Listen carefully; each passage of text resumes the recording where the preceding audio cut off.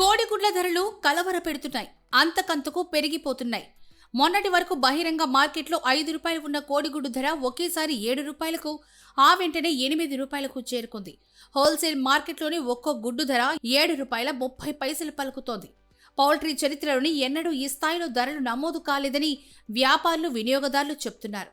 సామాన్యుడి పోషకాహారంగా పేర్కొనే గుడ్ల ధరలు పెరగడం పేద మధ్యతరగతి వారికి అదనపు భారమే.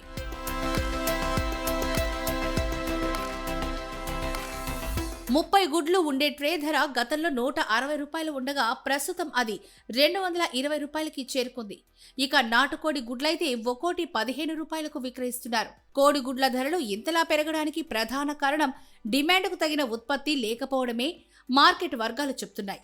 గతంలో తెలుగు రాష్ట్రాల్లో రోజుకి సుమారు 8 కోట్ల గుడ్లు ఉత్పత్తి అయ్యేవి. ప్రస్తుతం ప్రొడక్షన్ బాగా పడిపోయిందని చెప్తున్నారు.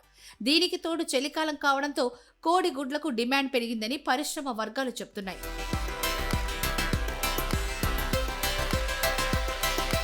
గత కొన్నేళ్లుగా చాలా మంది పౌల్ట్రీ రంగంలోకి ప్రవేశించారు.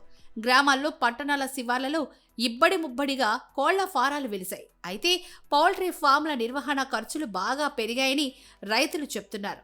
ఉష్ణోగ్రతలు బాగా పడిపోవడంతో నిర్వహణ ఖర్చులు మరింత పెరిగాయని అంటున్నారు. దీనికి తోడు కోళ్లకు పెట్టే దాణా, మక్కలు, సోయా, చేప పొట్టు లాంటి సరుకులు ధరలు కూడా పెరిగిపోయాయి. దీంతో చాలా మంది రైతులు కోళ్ల ఫారాల్నే మూసేస్తున్నారు. గతంలో కోల్డ్ స్టోరేజీలో దాదాపు 20 కోట్ల గుడ్లు నిల్వ ఉండేవని, ప్రస్తుతం ఆ నిల్వలు కూడా పూర్తిగా తగ్గిపోయాయని వ్యాపారులు చెప్తున్నారు.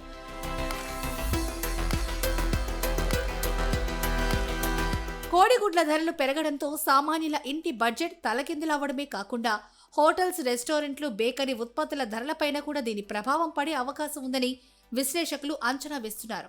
పాఠశాలల్లో మధ్యాహ్న భోజన పథకం, అంగన్వాడీ కేంద్రాలపైన అదనపు భారం పడనుంది. మరో 2 నెలల వరకు గుడ్లు ధరలు తగ్గకపోవచ్చని మార్కెట్ నిపుణులు అంచనా వేస్తున్నారు. సంక్రాంతి పండుగ, శీతాకాలం ముగిసే వరకు పరిస్థితి ఇలాగే ఉండొచ్చని చెబుతున్నారు.